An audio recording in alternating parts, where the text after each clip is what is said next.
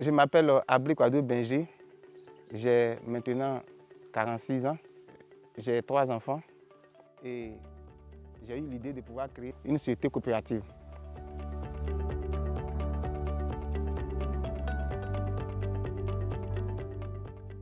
La structure que je gère ici est une société coopérative qu'on appelle EMEB, Société coopérative eau et miel EIA de Bouaké. Comment cette coopérative a été créée?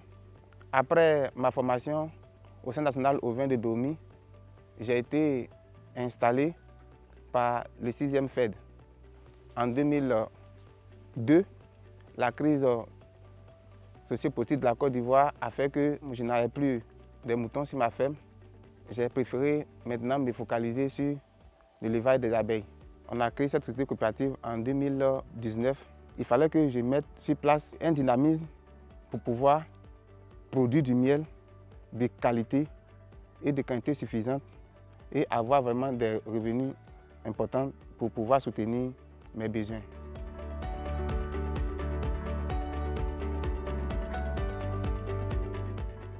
Comment nous pratiquons pour pouvoir installer un apiculteur? Nous les convoquons et nous les formons. Maintenant, après la formation, nous leur donnons un équipement. Il va installer les ruches pour avoir les abeilles. La première chose à faire, c'est d'abord de pouvoir attirer les abeilles dans la ruche. Ici, nous utilisons les feuilles d'une plante qu'on appelle le boinia. On creuse un trou, on met les feuilles à l'intérieur, on ajoute la bouse de vase séchée avec de la braise et maintenant la fumée va sortir. On laisse la ruche sur ce trou au moins pour une trentaine de minutes. Vous prenez maintenant de la cire pour amorcer l'intérieur de la ruche. Une fois que l'abeille rentre dans la ruche, elle va commencer à bâtir les rayons pour venir vers le bas. Il y a aussi une saison propice à pouvoir piéger les abeilles. C'est pendant le début des floraisons des plantes, le mois de novembre à décembre. À partir de là, nous avons les essaims.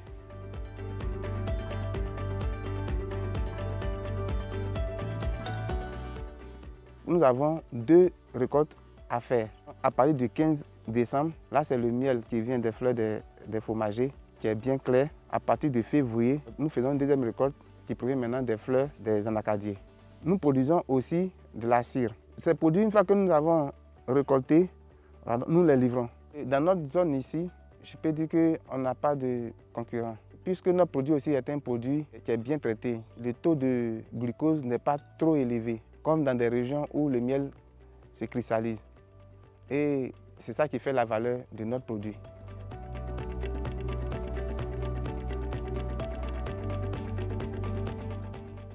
À Abidjan, nous avons un seul client qui est Apinom. Au niveau de Bouaké, nous avons un groupe de chrétiens. Il y a aussi la population locale qui vient en payer avec nous.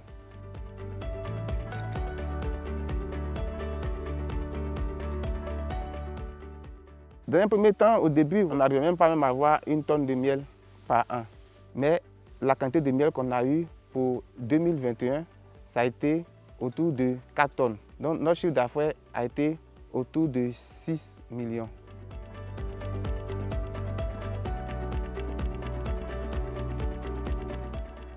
Nos charges sont actuellement un peu élevées. Pourquoi? Nous avons 2 techniciens. Il nous faut des motos, il nous faut du carburant et nous n'avons pas aussi une miellerie. Donc le peu qui est prélevé pour le fonctionnement de la société coopérative est insuffisante.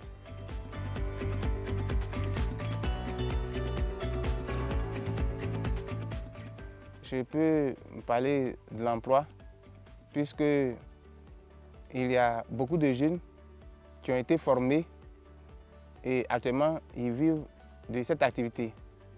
D'autres même actuellement ils sont au niveau de techniciens apicoles qui peuvent eux aussi aller former d'autres personnes encore.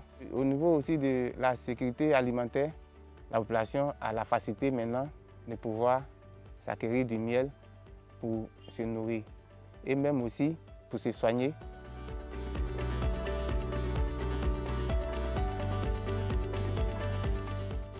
Sur le plan environnemental, nos cultures pérennes, c'est-à-dire les anacardiers et même les arbres fruitiers, leur production a augmenté puisque à travers cette activité, nous avons maintenant des abeilles, assez d'abeilles pour pouvoir bien butiner dans les fleurs.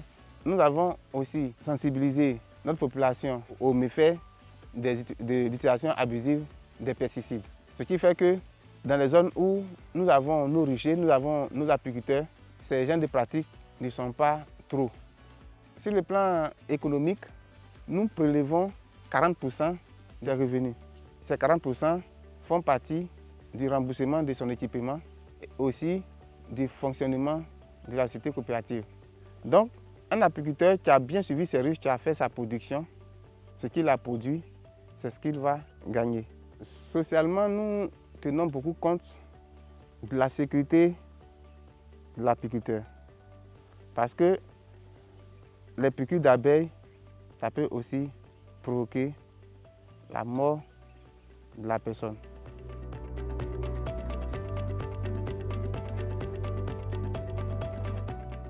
Je peux citer l'ONG Eau et Miel Suisse Côte d'Ivoire, puisque cette ONG-là nous est un peu appuyée au niveau de l'équipement et aussi j'ai formé des artisans pour pouvoir maintenant nous fabriquer les ruches sur place à Djibounois, nous confectionner les combinaisons.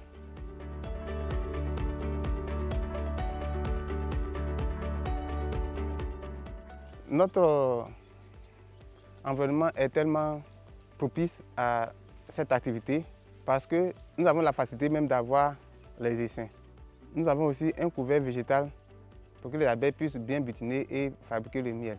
L'abeille en Côte d'Ivoire ici ne se traite pas, n'a pas de maladie. Nous avons aussi la facilité d'avoir le matériel pour pouvoir confectionner les ruches. Et nous ne sommes pas trop loin de la grande ville pour pouvoir nous approvisionner de certains matériels qui nous manquent. Donc vraiment, le facteur qui peut vraiment faire frein à nos activités ici, c'est peut-être le feu de brousse pour ceux qui n'entretiennent pas leurs ruches. Sinon, effectivement, il y a des insectes, il y a des reptiles qui fatiguent les ruches et qui fait que les abeilles peuvent partir.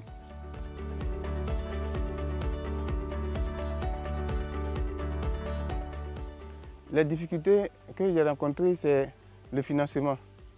Je peux même dire que mon objectif n'est pas atteint. Et aussi, dans les débuts, la population avait peur des abeilles. Il fallait sensibiliser le voisinage pour qu'ils puissent connaître l'importance même de l'abeille de l'environnement et que lui-même, il puisse même adhérer à cette activité. Au niveau de la famille, ça a été pareil. Au début, d'autres étaient réticents. Mais maintenant même, beaucoup même veulent en faire parce qu'ils voient maintenant l'importance de cette activité.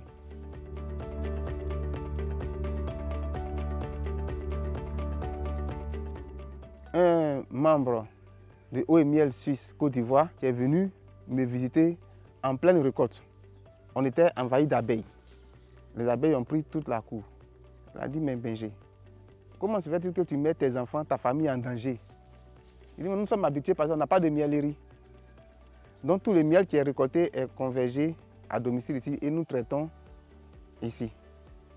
Nous avons écrit, on a fait la demande et on a obtenu ce financement.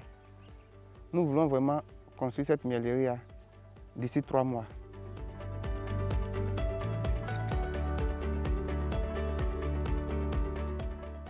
Le conseil que je peux leur donner, d'abord, c'est d'avoir le courage. Donc, être vraiment courageux, parce que tout début n'est pas facile. Entreprendre, il n'y a rien de tel. Tu es libéral et toi-même, tu as ton seul esprit à pouvoir t'orienter, vraiment élargir tes activités par tes propres idées.